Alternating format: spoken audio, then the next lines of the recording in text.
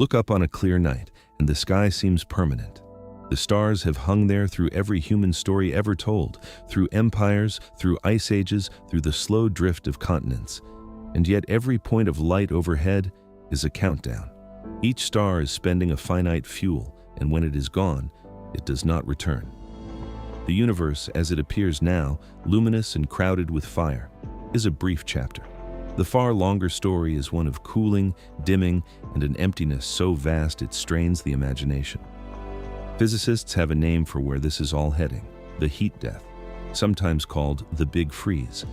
It is the leading picture of how everything ends. To understand it, time itself has to be stretched. The universe is roughly 14 billion years old, and that already feels beyond comprehension.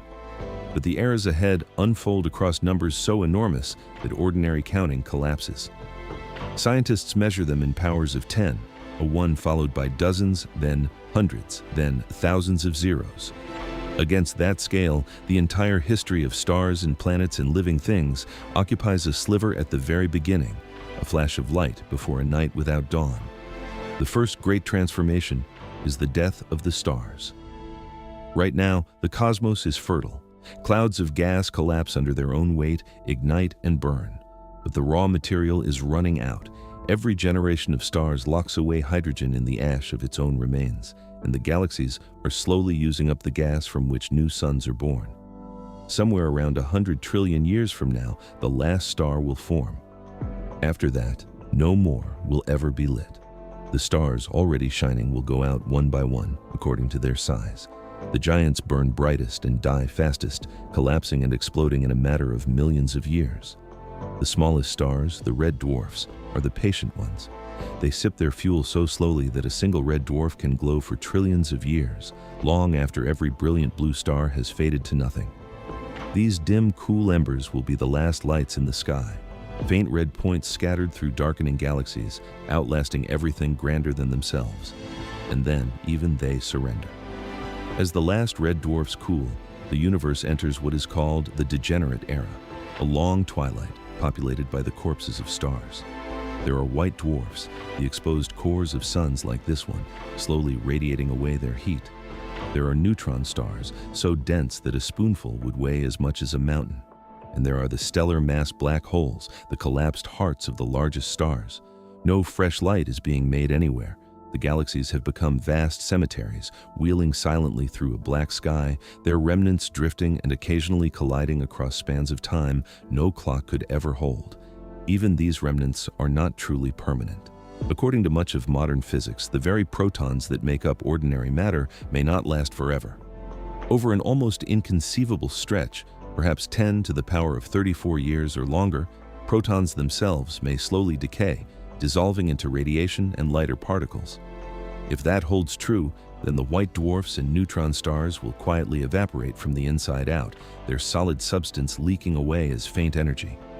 Planets, if any survive, would crumble the same way. Piece by piece, atom by atom, the material world simply comes undone. The stage empties of nearly everything that was once solid. What remains then are the black holes. And here, the universe enters its strangest chapter, the black hole era. For an unfathomable stretch of time, these are the dominant structures in existence, dark, silent, and enormous. Some are the leftovers of single stars, others are the supermassive giants that once anchored the centers of galaxies, holding the mass of billions of suns within their reach. In the emptiness, they reign almost alone, sovereigns of a kingdom with nothing left to rule. And yet even black holes are not eternal. This was one of the most startling discoveries of 20th century physics. Stephen Hawking showed that black holes are not perfectly black at all. At their edges, the strange rules of quantum mechanics allow them to leak a whisper of radiation, bleeding away their mass over time. For a black hole formed from a single star, this process is agonizingly slow, slower than slow, a trickle so faint it means nothing on any human scale. But given enough time, and time here is essentially unlimited, the leak wins. The black hole shrinks, and as it shrinks, it radiates faster, until in a final flicker, it evaporates entirely. The largest black holes hold out the longest, radiating so gradually that their lifetimes reach numbers like 10 to the 100th power of years. A 1 with 100 zeros after it. a duration for which the ordinary language of long and old is useless. But even the greatest of them eventually gives up its last particle and vanishes. When the final black hole evaporates, the universe loses its last significant structure. The last event of any consequence has occurred. Nothing is left to fall together, to collide, to burn, or to break. This is the dark era, and it is where the story arrives at its true ending. The cosmos is now an unimaginably thin soup of leftover particles, stray electrons, photons stretched into faint radiation, drifting through a space that has expanded to a size beyond meaning. Everything is spread so far apart that particles may drift for durations longer than the entire preceding history of the universe without ever encountering another. There is no light, because there is nothing left to make it. There is no heat, because heat requires difference, and here every difference has been smoothed away. That smoothing is the deepest meaning of heat death. Everything that ever happened, every star, every storm, every heartbeat, was powered by a gradient, by energy flowing from where it was concentrated to where it was not. The sun shines because it is hot, and space is cold. Life exists because it can ride that flow. But the universe is always leveling itself out, always trading order for disorder, a tendency physicists call the growth of entropy. In the dark era, that process reaches its limit. Energy is spread perfectly evenly, everywhere the same, and where nothing is warmer or cooler than anything else, nothing can ever happen again. The universe does not explode or collapse. It simply reaches a stillness from which it can never stir, an eternal equilibrium, a silence with no possibility of sound. There is something almost unbearable in the picture, and something strangely clarifying too. The heat death is not a catastrophe in the way endings usually are. It is the natural consequence of the universe being exactly what it is, a place where things flow downhill, where fires burn out because they were burning, where the price of every glorious moment of order is a little more disorder somewhere else. The end is written into the beginning. The same laws that lit the first stars guarantee the last darkness. And here's the thought worth sitting with.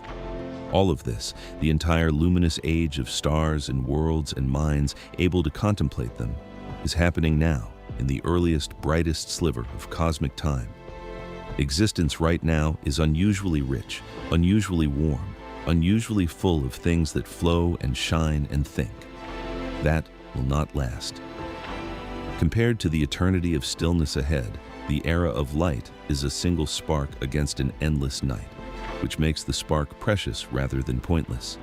The universe will end in silence, but it does not begin there, and it is not there yet.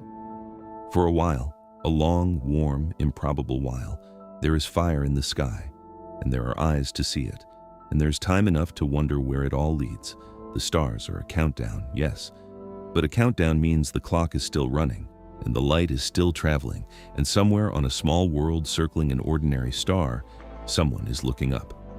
That, against the whole cold arc of what is to come, is the most remarkable thing of all.